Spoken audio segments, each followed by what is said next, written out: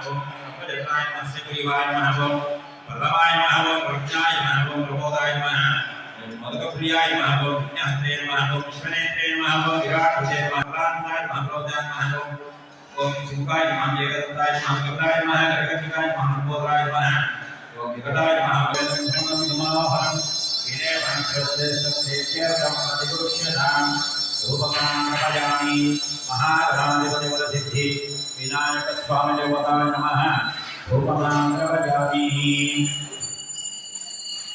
महागणाधिपते नमः विनायक स्वामी देवताय नमः रूपमानपयामि दीपं नमस्कारं చేసుకోండి దీపం దర్శయామి సాక్షాత్ దీపం దర్శయామి దీపం శుద్ధ ఆచమనీయం నివారణ గణపతి ఎల్లాం చేసి జాస్తి నీళ్ళు పట్టుకోండి గమనావదయ మహాభోగం సంతాసి సంతాసి మాసి సంతాసాల జన్మభూమి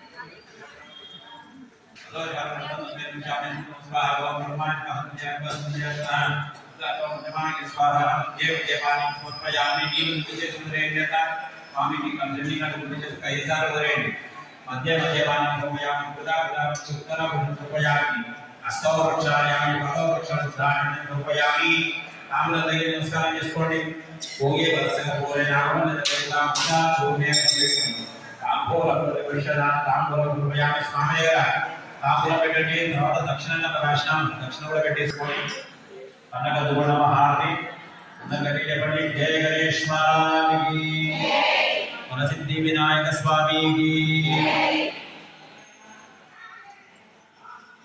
కొద్దిగా అక్షంతలు పెట్టుకోండి అక్షంతలు 3000 గణేశాన్ని మాత్రమే పెట్టుకోవాలి అన్ని తీసుకోండి నమో ప్రాతతే నమోగతే నమస్తే నమస్తే శ్రీభోగాయ గదంతాయ విఘ్నవ్యాధముదాయ శ్రీవరదమూర్తయే నమో నమః మహాగణాధిపతి సిద్ధి వినాయక స్వామి దేవతాయ నమః ఇవే శ్రీ మంత్ర పుష్పయామి మంత్ర ప్రదక్షిణ చేసిన కోటి ఓం జ్ఞానగా ఓం జన్మాంతరాయ రామచంద్రదే అవహమానామః కృపయా దేవానాగరుడకందానామేవ శరణం మమ తస్మాత్స్కారణ్యే భవే భవే రక్షరక్షో గణాధిపతి స్వామి గారి నమస్కారం చేసుకొని మహాగణాధిపతి నమస్కారం నమస్కారం కృపయామి తర్వాత కొద్దిగా అక్షింతలు తీసుకొని ఎడమ చేతులు వేసుకోవడం కుడి చేతి అక్షింతలు తీసుకొని ఎడమ చేతులు వేసుకొని 5 సార్లు వేయండి పూలు కానీ అక్షింతలు కానీ ఏవైనా సరిగ్గా మన పూజా జగరశే చత్రమా చాదయామి చమరాభ్యామీదయామి నిత్యం దర్శయామి యువం శ్రావయామి ఆందోళికమావయామి అశ్వానవయామి గజానవయామి సమస్త రాజోపజ జగ్యోపజ రసోపజ మానసోపచార పూజామి అక్షింతలు తీసుకొని కొద్దిగా మంత్ర ఈనం అక్షింతలు తీసుకొని కలశాన్ని తీసుకొని రెండవ దేవుని మంత్రయం సంకల్ప విధానైన వారాహితులైన భగవాన్ శ్రీ మహాగణాధిపతి సిద్ధి వినాయక స్వామి సుప్రీత సుప్రసన్న వరదా భవంతు సర్వం విఘ్నేశ్వరార్పణమస్తు మాం రక్షन्तు యజమానం రక్షन्तు యజమానస్య మహాగణాధిపతి సంపూర్ణ గ్రహభాగమాచ సిద్ధిరస్తు తదాస్తు.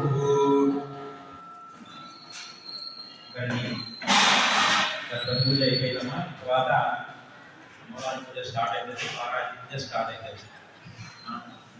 ఆషాఢ మాసంలో ప్రతి సంవత్సరం కూడా మనం ఈ మధ్య వారాహి పూజ, అమ్మవారి వారాహి నవరాత్రులు జరుగుతాయి 40 నుంచి. ఆషాఢ మాసం 40 నుంచి 9 రోజులు జరుగుతాయి. మనకు శరణ నవరాత్రులు జరుగుతుంది. అలా ఆ విధంగానే అమ్మవారి కూడా వారాహి నవరాత్రులు జరుగుతాయి.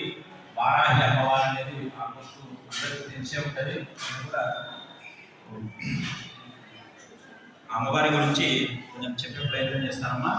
అమ్మవారు వారాహి దేవి లలిత అమ్మవారి దగ్గర ఉంటుంది సార్. ఇంకా సేనాధిపతి అమ్మవారు సేనాధిపతిగా ఉంటుంది. మన పట్టంలో కూడా ఉంటుంది. ఇక్కడ పెద్ద పట్టం ఉంది మనకు. లలితాదేవి మనకు పెద్ద పట్టం ఉంది. ఆ అమ్మవారి దగ్గర ఉంటుంది. సైన్యాధ్యక్షురాలుగా అమ్మవారు ఉంటుంది. మనం ప్రతి సంవత్సరం కూడా మామూలుగా ఈ ప్రతి సంవత్సరం ఆషాఢ మాసం ప్రతి సంవత్సరం కూడా వస్తుంది. తర్వాత ఆషాఢ మాసం 40 నుంచి అమ్మవారి నవరాత్రులు స్టార్ట్ అవుతాయి.